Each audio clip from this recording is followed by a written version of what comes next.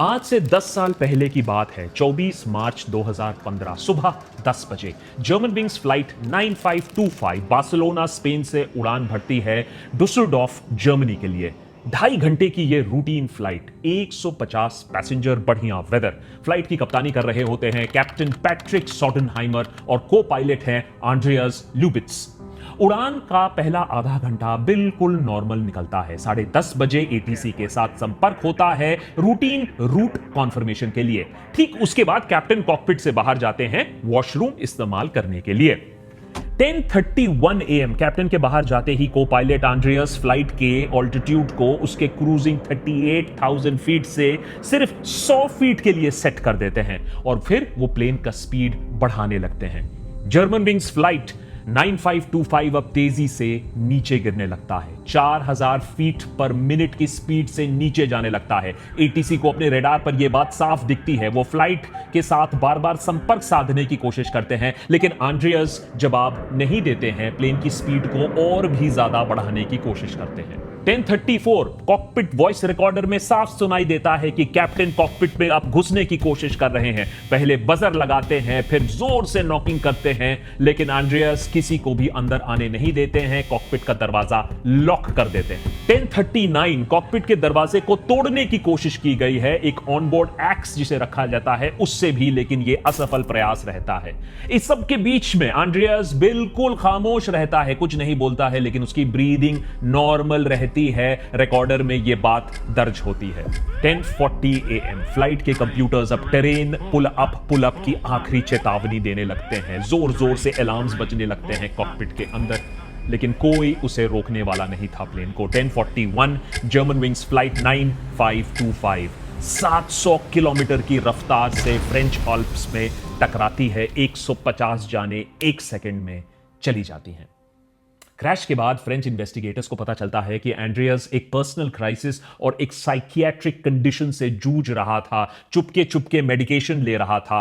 Crash से पहले वो मेडिकेशंस पर था, वो बार बार डॉक्टर के पास जा रहा था, लेकिन एयरलाइन को यह बात नहीं मालूम चल पाई। एंड्रियास को डर था कि उसकी आंखों की रोशनी चली जा रही है, लेकिन यह सिर्फ उसका मानसिक भ्रम था। जर्मन विंग्स क्रैश पिछले 1 दशक में शायद सबसे चौंका देने वाला confirmed pilot murder suicide case बन जाता है, लेकिन वो इकलौता ऐसा केस नहीं होता। उससे ठीक 1 साल पहले मलेशिया एयरलाइंस फ्लाइट 370 गायब हो जाता है, रेडार स्क्रीन से और दुनिया से। हालांकि आज तक कोई ऑफिशियल कॉन्फर्मेशन नहीं आई है, लेकिन लीडिंग थियरी तो यही है कि कैप्टन जाहिरी ने जानबूझकर फ्लाइट 370 को समुंदर में क्रैश करा दिया। ब्लूमबर्ग न्यूज की एक स्टडी ने पाया कि 2011 और 2020 के अगर आप टाइम पीरियड को कंसीडर करो, उस दशक को कंसीडर करो, तो कमर्शियल पायलट मर्डर सुइसाइड हवाई दुर्घटना का दूसरा सबसे बड़ा कारण बन गया था। और यह तब जब हवाई यात्रा हमारे लिए और भी सुरक्षित हो रही है, सेफ हो रही है, डेथ्स कम हो रही हैं। अब AI-171 के प्रिलिमिनरी रिपोर्ट के आने के बाद एक बार फिर से पायलट्स के एक्शन पर इन्वेस्टिगेशंस की नजर जा रही है। बिना यह बोले कि पायलट्स की गलती है, जो प्रिलिमिनरी रिपोर्ट है उसने पायलट्स को कहीं ना कहीं कटघरे में खड़ा कर दिया है, जिससे एक्चुअली तो एक बवाल मच गया है। पूरा देश और दुनिया भर के एविएशन एक्सपर्ट्स अब 2 गुटों में बंट चुके हैं। हमने पिछले एपिसोड में आपको यह तो दिखा दिया था कि AI-171 के आखिरी क्षणों में क्या हुआ था और कौन कौन सी चीजें हैं जो अब शक के दायरे से बाहर है। यह सब हमें फ्लाइट डेटा रिकॉर्डर की इंफॉर्मेशन से अब मालूम चल चुका है। अब सारा focus fuel cut off switches पर है, जिसके वजह से AI-171 के इंजन को फ्यूल मिलना बंद हो गया था। लेकिन ऐसा क्यों हुआ? एक गुट मानता है कि स्विचेस को जानबूझकर ऑफ किया गया है। दूसरा मानता है कि हमें सारे पॉसिबिलिटी, सारे जो पहलू हैं, पहले उन्हें जांचना होगा, उसी के बाद हम पायलट या पायलट्स को दोषी करार दे सकते हैं। वैसे में भी पायलट्स तो आज जिंदा नहीं हैं अपने आप को डिफेंड करने के लिए। और रात के 1 बजे चुपचाप आपने जो ये रिपोर्ट को रिलीज किया है, वो भी बिना किसी प्रेस कॉन्फ्रेंस किए, बिना जवाब दिए, उससे मामला और भी ज्यादा कॉम्प्लिकेटेड हो गया है। किसी के हस्ताक्षर नहीं है इस रिपोर्ट पे। रिपोर्ट के अंदर भी काफी गलतियां हैं। ये रिपोर्ट कुछ अहम चीजों के बारे में बिल्कुल खामोश रहता है, जैसे रैट को डिप्लॉय एग्जैक्टली कब किया गया था, इंजन फेलियर एग्जैक्टली कब हुआ था, पायलट्स के बीच में पूरी बातचीत क्या हुई थी, क्या फ्यूल कट ऑफ स्विच की आवाज सुनाई दी गई थी कॉकपिट वॉइस रिकॉर्डिंग में। ये प्रिलिमिनरी रिपोर्ट में जवाब कम है, सवाल ज्यादा उसने खड़े कर दिए हैं और इन सवालों को जल्द से जल्द सुलझाना हमारी देश की छवि के लिए, क्रैश विक्टिम के फैमिलीज के लिए और दुनिया भर के पैसेंजर्स जो हैं उनकी सेफ्टी के लिए उतना ही इंपॉर्टेंट है। तो 171 का हादसा एक हार्डवेयर का प्रॉब्लम था या एक ह्यूमन प्रॉब्लम था, जानबूझ के किया गया था? ये जो लोग बटे हैं दोनों गुटों में, इन दोनों गुटों को, इन दोनों थ्योरीज को आज समझने की कोशिश करते हैं। इंडियन एविएशन सर्कल्स में तब तहलका मच गया जब जाने माने aviation safety consultant captain Mohan Ranganathan ने प्रिलिमिनरी रिपोर्ट के बाद इस बात को अपनी तरफ से साफ कर दिया कि ये जो कट ऑफ स्विचेस हैं इनको मैन्युअली टॉगल किया गया है, जानबूझ के इंजन्स को उसका फ्यूल सप्लाई बंद किया गया है क्योंकि इन स्विचेस के साथ गलती से छेड़छाड़ करना नामुमकिन है। अब क्योंकि प्रिलिमिनरी रिपोर्ट में पूरी बातचीत पायलट्स के बीच में तो दर्ज नहीं की गई है, हमें बताया नहीं गया है, तो बहुत सारे जो इंटरनेशनल पायलट्स हैं, एविएशन एंथुसियास्ट्स हैं, जो वॉचर्स हैं, वो इस लिमिटेड डेटा का इस्तेमाल करके कट ऑफ की टाइमिंग को देखकर स्विचेस के ऑन ऑफ पोजीशन के बारे में सिर्फ एक गेसवर्क कर पा रहे हैं और ये निष्कर्ष पर पहुंच रहे हैं कि हां, ह्यूमन इंटरवेंशन ही हुआ होगा। और ये दोनों स्विचेस के बीच में ये जो ऑफ होने का 1 सेकंड का जो टाइम गैप है वो ह्यूमन एक्शन को इमिटेट करता है। सो उनका कहना है दिस इज डिलिबरेट। दूसरा अहम सवाल जो आता है, अगर ये सॉफ्टवेयर इशू था तो 10 सेकंड बाद जो फ्यूल स्विचेस ऑफ हुई थी वो वापस ऑन भी तो होती है, उसे क्या चीज एक्सप्लेन कर सकता है? 10 seconds after the fuel control switch is replaced to cut off, 10 seconds is pretty quick. It wasn't quick enough, but there's a 10-second gap in here between the time it went off and back on. Number one, why would you discuss it? Why? This is no time for discussion and 20 questions and asking him why did you do that? The easy answer is turn it back on immediately. AI 171 crash में 50 से ज्यादा British citizens भी मारे गए, तो case England में भी closely track किया जा रहा है और वहां भी हेडलाइंस की तलाश में डेली मेल ने देखो क्या छाप दिया। हेडलाइन ये बोल रहा है, did the depressed Air India pilot deliberately crash the plane killing 260 people because his mother died. Sources का हवाला देते हुए अखबार ने यह छाप दिया कि कैप्टन सबरवाल की मानसिक स्थिति अच्छी नहीं थी, फ्लाइंग ड्यूटी से उन्होंने मेडिकल ब्रेक लिया हुआ था, अपनी मां के देहांत के बाद बेरीवमेंट लीव भी लिया हुआ था और बुजुर्ग पिता की देखभाल भी वो कर रहे थे, कुछ दिनों में रिटायर भी होने वाले थे। लेकिन क्या हम कुछ सोर्सेस का हवाला देकर किसी के पूरे करियर को इस तरीके से कलंकित कर सकते हैं? क्या यह सबूत है AI 171 जानबूझकर क्रैश कराया गया था? इस थ्योरी के समर्थक जो हैं वो आपको aerospace medicine and human performance में छपे एक 2016 की रिसर्च आपको दिखा देंगे जो ये बताती है कि 1999 और 2015 के बीच में 65 पायलट सुसाइड्स दर्ज की गई हैं, कई बार पैसेंजर्स के बिना, कई बार पैसेंजर्स के साथ, जैसे कि जर्मन विंग्स। कुल मिलाकर 700 से ज्यादा जाने गई हैं ऐसे दुर्घटनाओं में। तो ये रेयर है लेकिन यह असंभव नहीं है, खासकर कि हमारे देश में या फिर चाइना में जहां मेंटल हेल्थ को तो बहुत बुरी नजर से देखा जाता है, तो कोई पागल नहीं कहलाना चाहता है, तो अर्ली स्टेज में इसका ट्रीटमेंट तो आप भूल जाओ। तो इसका मतलब है कि क्या मैं भी ये सब चीजों के बारे में बात कर रहा हूं तो मैं भी यही मानता हूं, क्या ह्यूमन इंटरवेंशन की थ्योरी को मैं मान लूं, केस को बंद कर दो भैया, पायलट्स की गलती है, खुद ही ये सब काम किया है। मैं ये चीज मान लेता जो बहुत सारे लोग ऑलरेडी मान बैठते हैं, लेकिन मैं ये इसलिए नहीं मान पा रहा हूं क्योंकि मुझे बोइंग और एयरक्राफ्ट जो इन्वेस्टिगेटर्स हैं उनके कमीनेपन का कॉन्टेक्स्ट है मेरे पास। मैं मान लेता अगर ये प्रिलिमिनरी रिपोर्ट जो होता इसने दर्ज किया होता कि पूरा कॉन्वर्सेशन तो बता देता। मैं मान लेता कि यह बात अगर बोइंग की पहले की जो धांधली है उसके बारे में मुझे मालूम ना होता। मैं बात कर रहा हूं 2018-2019 दो नए मैक्स 737 जेट्स जो क्रैश कर जाते हैं और क्रैशेस के बाद भी देखिए बोइंग की जुर्रत को। बोइंग के नए chief executive David Calhoun New York Times को क्या बताते हैं कि अरे ये इंडोनेशिया, ये इथोपिया के पायलट्स के पास एक्सपीरियंस कहां है। मैं कोट कर रहा हूं, हैरान मत होइएगा, they don't have anywhere near the experience that pilots in the US have. उन्होंने माना कि बोइंग की गलती है। बोइंग की गलती यह थी कि बोइंग ने सोचा कि पायलट्स में इतनी समझ होगी कि अगर सॉफ्टवेयर मैल फंक्शन करता है तो वो अपने स्किल्स से इसको काउंटर कर लेंगे, लेकिन वो तो नालायक निकले अकॉर्डिंग टू बोइंग। वो फेलियर बाय द वे बाद में समझ में आती है कि बोइंग की किया कराया था, बोइंग का डिजाइन फ्लॉ था, वो एमकैस सॉफ्टवेयर जिसके बारे में पायलट्स को बताया नहीं गया था, वो सिचुएशन और फॉल्टी सेंसर जिससे रिकवर करना नामुमकिन था। लेकिन अगर आप 2018 2019 के हेडलाइंस को टटोलोगे तो आप जानते हो क्या पाओगे? ठीक जो आज आपको दिख रहा है। पायलट्स पर ब्लेम लगा दो और लोग उसको मान भी लेंगे। आज जैसा हो रहा है उस समय भी पायलट एसोसिएशंस ने बोला कि ये जो आप कर रहे हो ये गलत कर रहे हो, क्योंकि ये बात किसी को बचाने की नहीं है, ये बात सेफ्टी की है, लोगों की जिंदगियों की बात हो रही है। पायलट्स पर इल्जाम लगाकर आप चीजों को इस तरीके से छुपा नहीं सकते हो। उस समय भी अमेरिकन एयरलाइंस यूनियन ने वार्निंग दी थी, आज भी दे रही है। आज इंडियन पायलट एसोसिएशंस ने भी इमीडिएटली वार्निंग निकाला कि ये जो जल्दबाजी आप कर रहे हो, पायलट्स पर इल्जाम लगा रहे हो, ये सुइसाइड जो बनाने की कोशिश कर रहे हो, ये एयरलाइन सेफ्टी के लिए अच्छी बात नहीं है and this is not fair. जब बोइंग 737 मैक्स में इन्वेस्टिगेशन आगे बढ़ा तब पता चला कि बोइंग का कितना ज्यादा कॉस्ट कटिंग हो रहा था, कितनी ज्यादा धांधली हो रही थी, कैसे लोगों को चुप कराया जा रहा था, खरीदा जा रहा था, कैसे फॉल्टी सेंसर से एमकैस सॉफ्टवेयर एक्टिवेट हो जाता और प्लेन को एक डेडली डाइव में डाल देता। फिर जब प्रमाण सामने आया तो बोइंग ने नाना करते हुए पार्शियल रिस्पॉन्सिबिलिटी ली।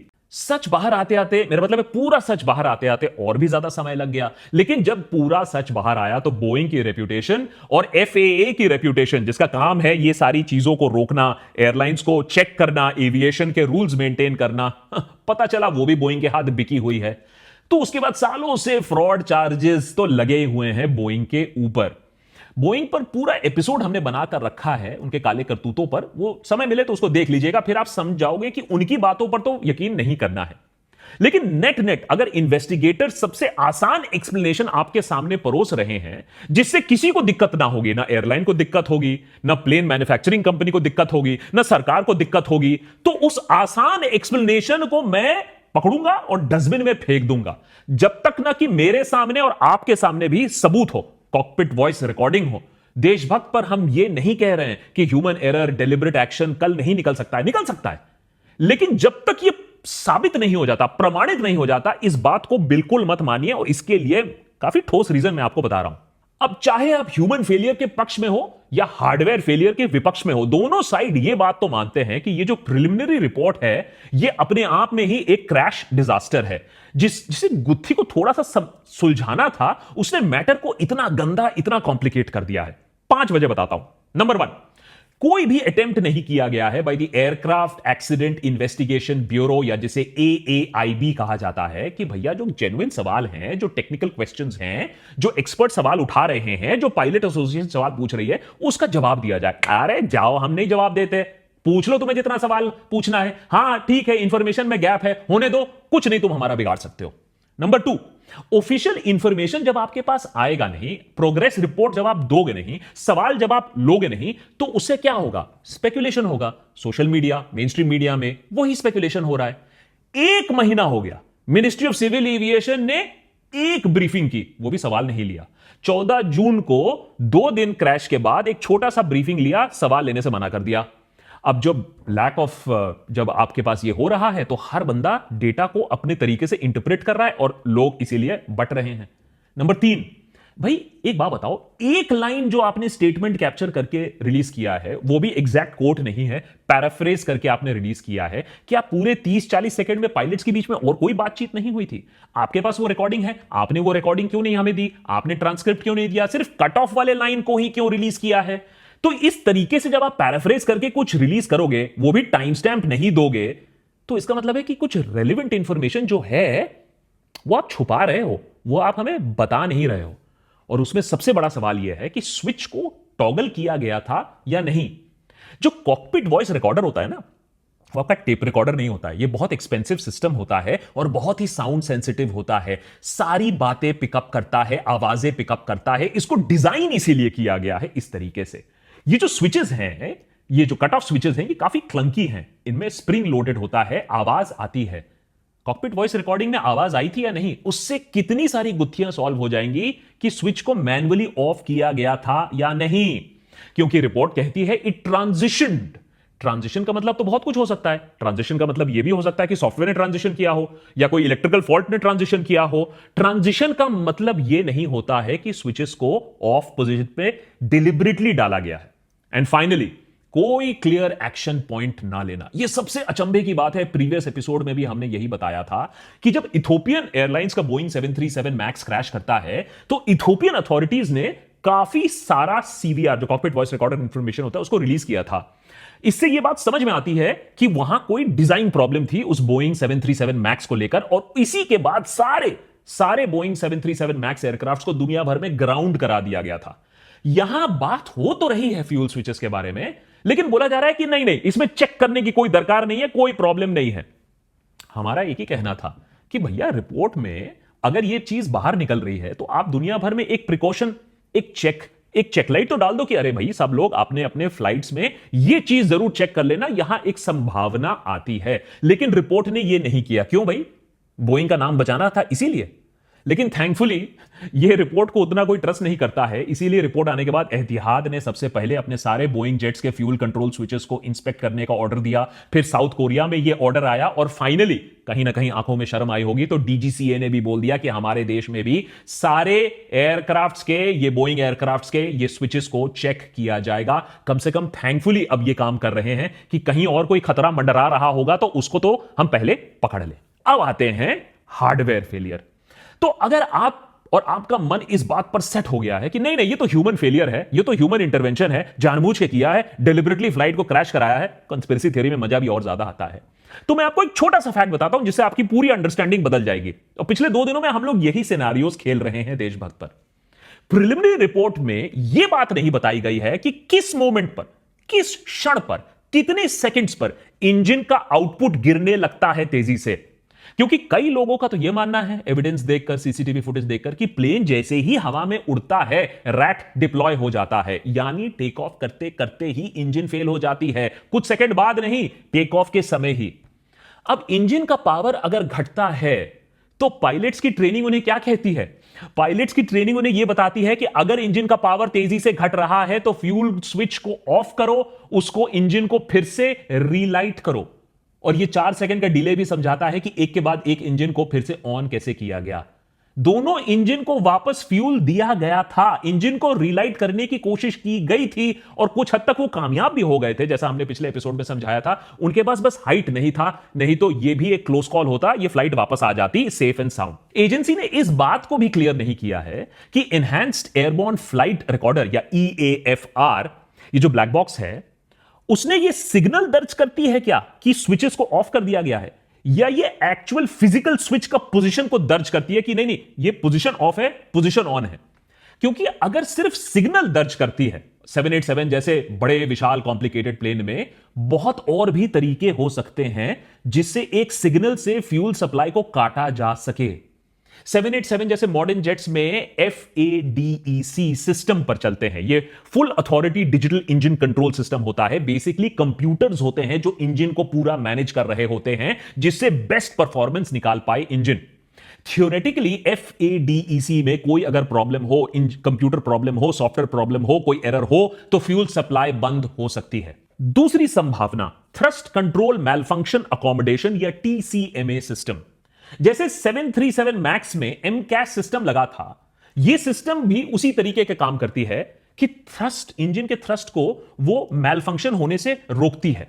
लेकिन अगर MCAS के तरह अगर सिस्टम में गलत इनपुट जाए, अगर सिस्टम में गलत सिग्नल जाए, अगर एयरक्राफ्ट का पोजीशन, अगर एयरक्राफ्ट का एल्टीट्यूड, उसकी गलत रीडिंग मिले इस कंप्यूटर को, इस सिस्टम को, तो इंजन थ्रस्ट कम की जा सकती है बिना पायलट के अनुमति के, बिना पायलट के जाने भी। फिर आता है विवादास्पद electrical wiring interconnect system EWIS। 787 जैसे विशाल और कॉम्प्लिकेटेड एयरक्राफ्ट में मीलों तार लगे होते हैं, तार बिछे होते हैं, जिससे एयरक्राफ्ट उड़ता है, कम्युनिकेशन होता है, नेविगेशन होता है।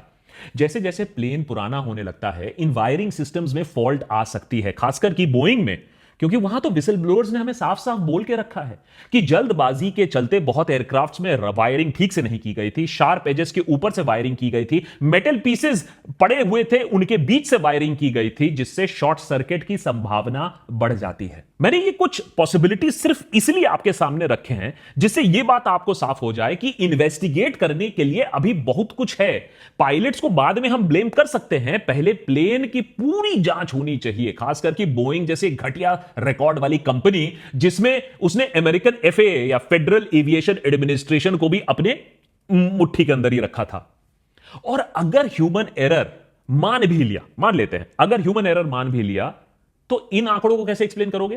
टाइम्स ऑफ इंडिया ने बहुत बढ़िया काम किया है, आरटीआई एप्लीकेशन के जरिए यह पता लगाया कि पिछले 5 सालों में 60 से भी ज्यादा इंजन फेलियर रिपोर्ट्स हो चुकी हैं हमारे देश में।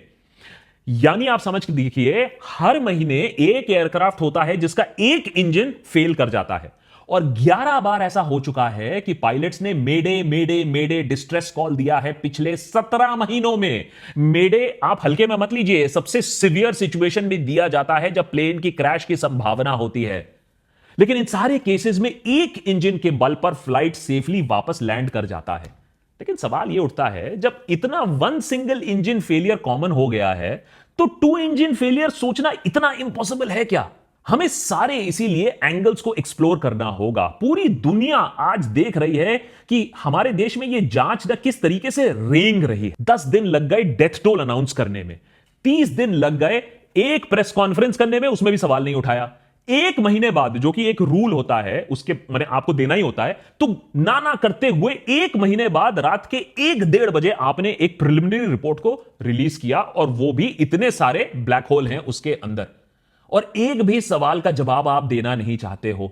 तो मैं तो ह्यूमन इंटरवेंशन, मैं तो ह्यूमन फेलियर तभी मानूंगा जब सारे पायलट्स की सुनवाई होंगी, सारे एसोसिएशंस इन्वॉल्व होंगे, अपडेट्स रेगुलर आएंगे, मिस इंफॉर्मेशन को सरकार डिबंक करेगी, और सरकार, ये जो सरकारी अफसर है, ये थोड़ा नीचे आकर जमीन पर इन्वेस्टिगेशन करेंगे, क्योंकि ये एयर क्रैश इन्वेस्टिगेशन है। ये उनका ईगो नहीं है जो हमेशा आसमान में उड़ते रहेंगे, उनको भी नीचे आना होगा और सही से काम कराने की बात है। यह हमारे देश की रेपुटेशन की बात हो रही है यहां, और आपके और मेरे जान की बात भी।